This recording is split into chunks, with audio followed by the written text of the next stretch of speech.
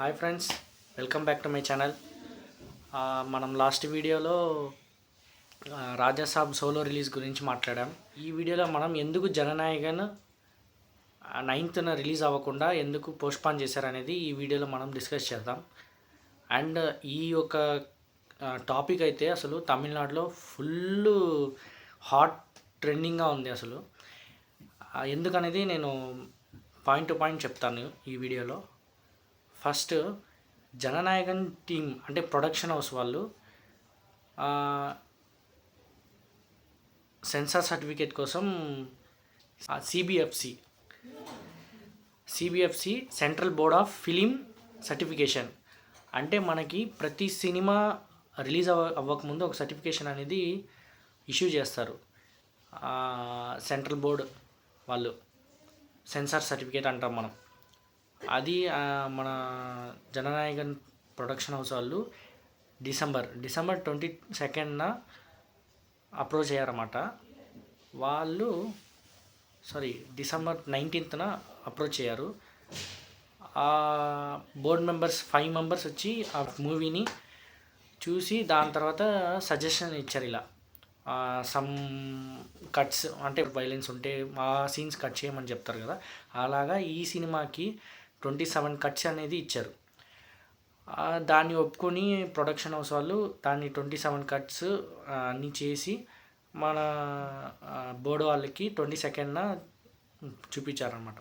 చూపిస్తే వాళ్ళు UA certificate అనేది ఇష్యూ చేస్తామని చెప్పేశారు. దాని తర్వాత ఏమైంది, 9 days తర్వాత ఈ మధ్య గ్యాప్లో ఒక బోర్డ్ మెంబర్స్లో 5 మెంబర్స్లో ఒక ఆయన వచ్చి కంప్లైంట్ అనేది రేజ్ చేశాడు. ఇలా చాలా వైలెంట్ ఉంది ఈ ఫిలింలో. ప్లస్ డిఫెన్స్ ఎంబలం యూజ్ చేస్తున్నారు, దాన్ని రీ ఎగ్జామినేషన్ చేయాలి అని చెప్పి రివిజన్ కమిటీని పెట్టాలని చెప్పారనమాట.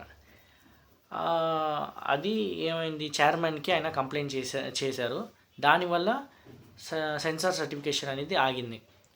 ఇప్పుడు ఏమైంది, ఇది చెప్పిన తర్వాత ప్రొడక్షన్ హౌస్ వాళ్ళు చెన్నై హైకోర్టులో పిటిషన్ అనేది కేసు అనేది ఫైల్ చేశారు. ఇలా మాకు సర్టిఫికేట్ ఇస్తామని చెప్పి లాస్ట్ మినిట్లో ఇవ్వకుండా మళ్ళీ కట్స్ చేయాలి, ఎగ్జామినేషన్ చేయాలని చెప్తున్నారని చెప్పి చెన్నై హైకోర్టులో ఇలా కేసు అయితే పెట్టారు.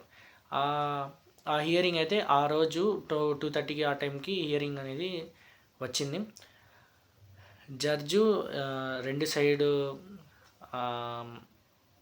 పాయింట్స్ని నోట్ చేసుకుని జడ్జి ఏం చేశారంటే, పి ఆశ ఆమె ఏం చేసిందంటే 9th మార్నింగ్న అనౌన్స్ చేస్తాను ఫైనల్ జడ్జ్మెంట్ అనేది చెప్పిన తర్వాత మీకు తెలిసిందే జననాయకన్ 9th రిలీజు. ఆల్రెడీ 5,000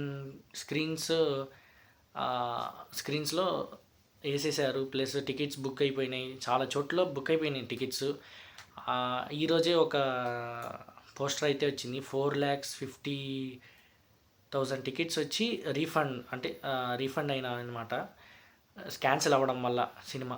నిన్న మార్నింగ్ 10:30 ఆ టైంలో ఈ కేసు అనేది హియరింగ్ వచ్చింది. పిటి ఆశ జడ్జి వచ్చి ఏం చేశారంటే, ఇటుపక్క ఆమె ఫస్ట్ పెట్టిన పాయింట్ సెంట్రల్ బోర్డ్ అంటే సిబిఎఫ్సికి పెట్టిన పాయింట్, ఆల్రెడీ మీరు 22nd యూఏ సర్టిఫికేట్ ఇస్తానని చెప్పిన తర్వాత మీరు మళ్ళీ ఎందుకు రీ ఎగ్జామినేషన్ చేయాలి అని చెప్తున్నారు. మీ చైర్మన్ చెప్పారని చెప్పి ఎందుకు మీరు రీ ఎగ్జామినేషన్ పెట్టాలని చెప్తున్నారు. ఒక్కసారి మీరు యూఏ సర్టిఫికేషన్ ఇస్తానని చెప్పిన తర్వాత మీ చైర్మన్ కూడా దీనిలో ఇన్వాల్వ్ అంటే ఆ ఒక పవర్ అనేది వెళ్ళిపోద్ది. సర్టిఫికేషన్ రిలీజ్ చేస్తామని చెప్పిన తర్వాత మళ్ళీ ఎందుకు మీరు ఇప్పుడు కొత్తగా ఇది ఇంటెన్షనల్గా చేసినట్టు ఉంది మీరు అని చెప్పి కేసుని కొట్టి ఏం చెప్పారంటే ఇమీడియట్గా సర్టిఫికేషన్ అనేది ప్రొవైడ్ చేయమని చెప్పి పిటి ఆశా గారు జడ్జ్మెంట్ అయితే ఇచ్చారు. ఇక్కడ సిబిఎఫ్సి వాళ్ళు ఏం చేశారు, లేదు మాకు సరైన జడ్జ్మెంట్ దొరకలేదు ఇక్కడ అని చెప్పి, అంటే మనకి 3 ఉంటాయి అన్నమాట, హైకోర్టు, బెంచ్, సుప్రీంకోర్టు. వీళ్ళు ఏం చేశారు, బెంచ్కి వెళ్ళారు. బెంచ్లో ఇద్దరు ఉంటారనమాట జస్టిస్. అక్కడికి వెళ్ళి ఇలా మొన్న కేసు వేశారు, ఈరోజు వచ్చి మాకు జడ్జిమెంట్ ఇచ్చేశారు. అసలు ఏమి అంటే ఎలా చెప్తా, ఒక ఎగ్జామినేషన్ ఏం చేయకుండా డైరెక్ట్గా జడ్జిమెంట్ ఇచ్చారు. మేము ఒప్పుకోము, మాకు టైం కావాలి ఇవన్నీ చెక్ చేయడానికి అని చెప్పారనమాట. చెప్పిన తర్వాత ఈ ప్రొడక్షన్ హౌస్ నుంచి ఫుల్ ప్రెషరు, ఎందుకంటే 9th రిలీజ్ కాబట్టి ఇప్పుడు రిలీజ్ కూడా చేయలేకపోతున్నారు. వాళ్ళు ఏమంటున్నారు, ఆల్రెడీ వాళ్ళు మాకు చెప్పేశారు 22nd అని, December 22nd చెప్పేశారు మీకు యూఏ సర్టిఫికేట్ ఇస్తా అని చెప్పేసి. మళ్ళీ ఇప్పుడు వచ్చి లేదు మేము సమ్ కట్స్ ఉన్నాయి, అది ఉన్నాయి, కంప్లైంట్స్ ఉన్నాయని చెప్పి మళ్ళీ ఆపుతున్నారు, కావాలని చేస్తున్నారు అని చెప్పారు. దాని తర్వాత ఇప్పుడు జడ్జి ఇవన్నీ రెండు సైడ్ పాయింట్స్ వినేసి జడ్జి ఏం చెప్పారంటే, టైం తీసుకోండి, January 21st మళ్ళీ హియరింగ్ పెట్టారు అనమాట. అంటే ఇప్పుడు ఇది పొలిటికల్ సైడ్ ప్రెషరా, లేకపోతే నిజంగానే ఫిలింలో ఏమైనా అంటే సినిమాలో ఏమైనా అలాంటి వైలెన్స్ ఉందా? అలా ఉంటే వాళ్ళు ఇప్పుడు 27 కట్స్ చేయడానికి ఒప్పుకున్న ప్రొడక్షన్ హౌస్ ఆ ఒక్క కట్ చేయడానికి నాకు అర్థం కావట్లా. అసలు ఎందుకు చేస్తున్నారు, కావాలని చేస్తున్నారు అన్నట్టు అసలు చాలా క్లియర్గా కనిపిస్తుంది, కావాలని చేస్తున్నారు. తలపతి విజయ్ వచ్చి last movie plus political entry ఇచ్చారు, పొలిటికల్ కెరియర్ అనేది స్టార్ట్ చేశారు. ఇలానే 1973లో ఎంజీఆర్ గారు వచ్చారు, అప్పుడు కూడా సేమ్ అసలు ఒక్క చేంజ్ కూడా లేదు, సేమ్ యాజ్ ఇట్ ఈస్ జరుగుతుంది. ఆయనకి కూడా లాస్ట్ అంటే ఆయన ఫిలిం పొలిటికల్ కెరియర్ స్టార్ట్ చేసేటప్పుడు సేమ్ ఇలానే చేశారు వీళ్ళు. ఇప్పుడు కూడా సేమ్ విజయ్ తలపతికి జరుగుతుంది. అంటే ఇది ఎలా చెప్పాలి, ఆయన రాకూడదు, లేకపోతే ఈయన సినిమా వచ్చి ఫ్లాప్ అంటే రన్ అవ్వకూడదు అన్నట్టు చేస్తున్నారు, రాకూడదని. దీని మీద ఇప్పుడైతే జడ్జి 21st హియరింగ్ అని చెప్పేశారు. మ్యాక్స్ ఈ 2 weeks గ్యాప్ ఉంది. మేబీ ప్రొడక్షన్ హౌస్ వాళ్ళు 2 weeks గ్యాప్ అంటే చాలా లాంగ్ అయిపోద్ది కదా. సినిమా రిలీజ్ ఆల్రెడీ అనౌన్స్మెంట్ ఇచ్చి 5000 స్క్రీన్స్ తీసుకొని అన్ని స్క్రీన్స్ ఫుల్ అయిపోయి రీఫండ్ మళ్ళీ క్యాన్సిల్ చేసి రీఫండ్ అయిపోయి మళ్ళీ కేసులు అసలు ప్రొడక్షన్ 500 crores ఇన్వెస్ట్ చేశారు ఈ సినిమాకి. మేబీ ఛాన్సెస్ ఉన్నాయి సుప్రీంకోర్టుకి వెళ్ళడానికి, ఒకవేళ లేదు వెయిట్ చేద్దామని కూడా ఛాన్సెస్ ఉన్నాయి. ఒకవేళ 21st వచ్చిన హియరింగ్లో జడ్జ్మెంట్ కూడా రావచ్చు, లేకపోతే మళ్ళీ ఆ ఒక కేసు అనేది మళ్ళీ వాయిదా పడవచ్చు. ఒకవేళ జడ్జ్మెంట్ వస్తే సిబిఎస్ఈకి ఫేవర్గా వస్తే మన ప్రొడక్షన్ హౌస్ వాళ్ళు, జననాయన్ ప్రొడక్షన్ హౌస్ వాళ్ళు సుప్రీంకోర్టుకి వెళ్తారు. లేదు జననాయన్కి ఫేవర్గా వస్తే వీళ్ళు వెళ్తారు. మాకు తెలిసిందే కదా, సుప్రీంకోర్టు అనేది ఫైనల్ అన్నమాట, వాళ్ళు చెప్పింది ఇంకా ఫైనల్ అయిపోద్ది. చూద్దాం, వెయిట్ చేసి మనం చూడాలి.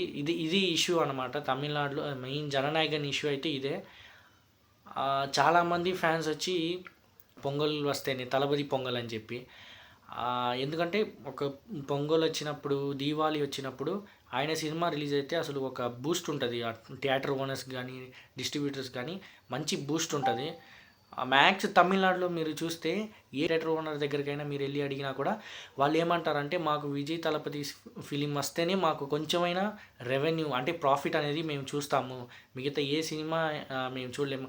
మొన్న కూడా ఇప్పుడు మనకి జననాయక ఇంటర్వ్యూస్ అయితే జరిగింది వీళ్ళతో, థియేటర్ ఓనర్స్తో. వాళ్ళు అప్పుడు కూడా అదే చెప్పారు, లాస్ట్ ఇయర్ విజయ్ గారు రాకపోవడం మాకు చాలా సెట్ బ్యాక్ అయింది, ఎందుకంటే మాకు చాలా లాస్ అయింది. కూలీ కొంచెం ఆడింది కాబట్టి ఓకే కవర్ చేసాము, తగ్ లైఫ్ అనేది అంతగా ఆడలేదు. అంటే వాళ్ళు ఎక్స్పెక్ట్ చేశారు కమల్ హాసన్ సినిమా మంచిగా వస్తుంది అని చెప్పి ఎక్స్పెక్ట్ చేశారు, కానీ అంతగా ఆడలేదు తగ్ లైఫ్. దాని తర్వాత చిన్న సినిమా మంచిగా ఓపెనింగ్ అంటే ఒక చిన్న సినిమానే అక్కడ ఆడింది అనమాట. ఈ ఇయర్ అయినా స్టార్టింగ్లోనే మంచి ఒక బూమ్ ఉంటుంది, థియేటర్ ఓనర్స్కి బూస్ట్ ఉంటుంది, వాళ్ళకి అంటే ఒక పుష్ ఉంటుంది థియేటర్ ఓనర్స్కి, కలెక్షన్ వైజ్ కానీ రెవెన్యూ వైజ్ కానీ ప్రాఫిట్ వైజ్ కానీ కొంచెం పుష్ ఉంటది వాళ్ళకి. ఒక ఒక ఆనందంతో ఉన్నారు వాళ్ళు. అది కాకుండా ఇటుపక్క చూస్తే 'పరాశక్తి', ఇటుపక్క చూస్తే 'జననాయకన్'. ఈ 2 సినిమా రావడం మంచిదే. ఎందుకంటే పొంగల్‌లో మినిమమ్ ఇప్పుడు తెలుగులో ఎలా వస్తుంది 'రాజాసాబ్', మన 'శంకర్ వరప్రసాద్' గారు అండ్ మన 'నారే నారే మురారి', ఇంకా 'అనగనగా ఒక రాజు', మన 'రవితేజ' గారి సినిమా 'భారతీయ మహాసంఖ్యులకి విజ్ఞప్తి'. ఇలా ఈ తెలుగు ఇండస్ట్రీలో 5 సినిమాలు వస్తున్నాయి ఒక సంక్రాంతికి. అలానే తమిళ్ ఇండస్ట్రీలో కూడా ఒక పెద్ద సినిమా 2 వచ్చినా కూడా సరిపోద్ది. లాస్ట్ టైం కూడా పెద్ద సినిమాలు ఒక 3, 4 ఇయర్స్ నుంచి పొంగల్‌కి మంచి సినిమాలే పడుతున్నాయి. రజనీకాంత్ గారితో అజిత్ గారితో విజయ్ గారు, ఇలానే పొంగల్ అనేది అసలు అలా ఒక ఫెస్ట్‌లా ఉండేది. ఇప్పుడు శివకార్తికేయన్ గారు రావడం వల్ల ఈ సినిమా కొంచెం ఇది కూడా సేమ్ జానరే. 2 సినిమాకి ఏం డిఫరెన్స్ లేదు. 2 పొలిటికల్ జానర్ సినిమా కాబట్టి రావడం మంచిదే. బట్ మంచి బూమ్ ఉంటుంది థియేటర్ ఓనర్స్‌కి. అలా అనుకుని తీస్తే ఇప్పుడు వాళ్ళకి సెన్సార్ సర్టిఫికేట్ అనేది ఇష్యూ చేశారు. ఎవరికి? మన పరాశక్తి గారు. కానీ ఇక్కడ అసలు ఎందుకు సర్టిఫికేట్ అనేది ఇవ్వలేదనేది అర్థం కావట్లా. ఇది ఎక్కడి పైనుంచి ప్రెషరా? లేకపోతే అసలు ఏమనుకుంటున్నారో అర్థం కావట్లా. ఇంత అసలు ఎంత లాస్ అవుతుంది దీనివల్ల ఇలా ఆపితే సినిమా. ఆల్మోస్ట్ 500 crores పెట్టి తీశారు ఆయన సినిమా. ప్రొడక్షన్ హౌస్ వాళ్ళు, కేవీఎన్ ప్రొడక్షన్ హౌస్ వాళ్ళు. ప్లస్ ఫ్యాన్స్ అసలు విజయ్ గారి సినిమా వస్తుందంటేనే ఒక ఫెస్ట్ లాగా అసలు తలపతి ఫ్యాన్స్కి అసలు చెప్పాలంటే ఇది లాస్ట్ మూవీ. ఒక మంచి ఫేర్వెల్ ఇద్దాం అది అని చాలా అనుకున్నారు.